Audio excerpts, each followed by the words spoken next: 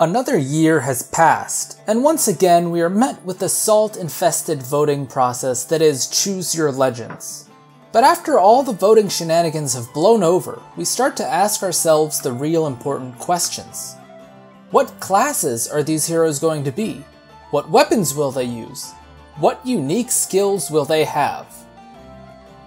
Welcome, ladies and gentlemen, to Behind the Legends, a 4-part series that will attempt to answer these questions, or at least attempt to take a swing at it while referring to the lore from the main series.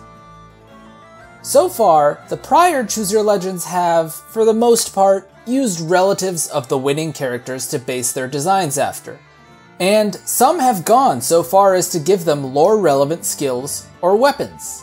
So, without further ado, let's start the analysis with the number 2 winner first from the female edition, because ladies first. This one is, in more than one way, a rather boring pick to analyze, actually. Camilla is both an axe user and a tome user in the mainline games. She's already had a ton of alts in Fire Emblem Heroes. So what could they possibly base her off? Well, that's pretty simple. They can base her off her father, Garen. Since Garen has been added to Fire Emblem Heroes as a dragon unit, his unique axe, Bulwark, is totally fair game when it comes to being used as a weapon. He also has 6 movement, with a maximum of 8 in his Nohrian King class in Fire Emblem Fates, which seems to indicate that he is of the infantry class. Despite all of Camilla's alts in Fire Emblem Heroes being flyers, I'm actually going to go out on a limb here, and assume that Camilla will be infantry for a change, in order to match this lore. Seems like a common thing to deviate to in terms of Choose Your Legends, at least. Now, let's get to something slightly more interesting. Let's talk about weapon effects, and possible unique skills. In terms of unique skills, the second place winners usually don't really get them. But we all know Intelligent Systems likes to shake things up, and so just in case, I'll try and throw out a little prediction here. In Fire Emblem Fates, Garen carries the skill Draconic Hex, which in a way is similar to Brave Veronica's staff effect, minus the buffs. It gives -4 to all stats to the enemy after battle if both units survived.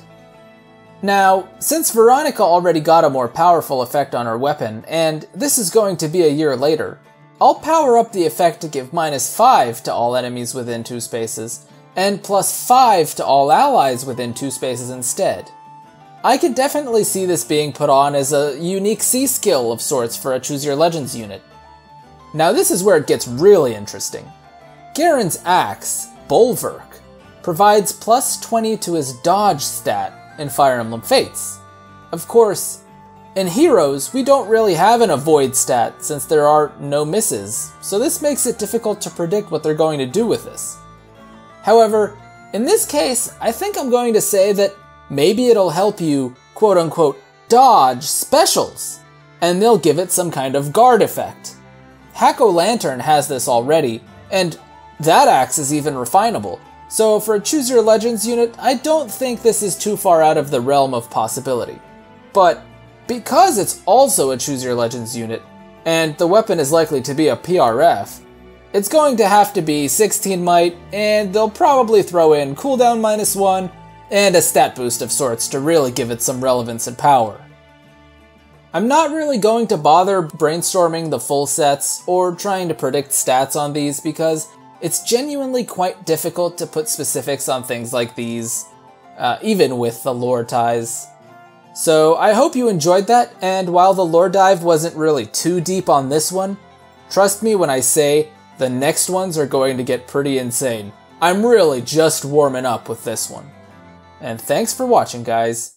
Peace.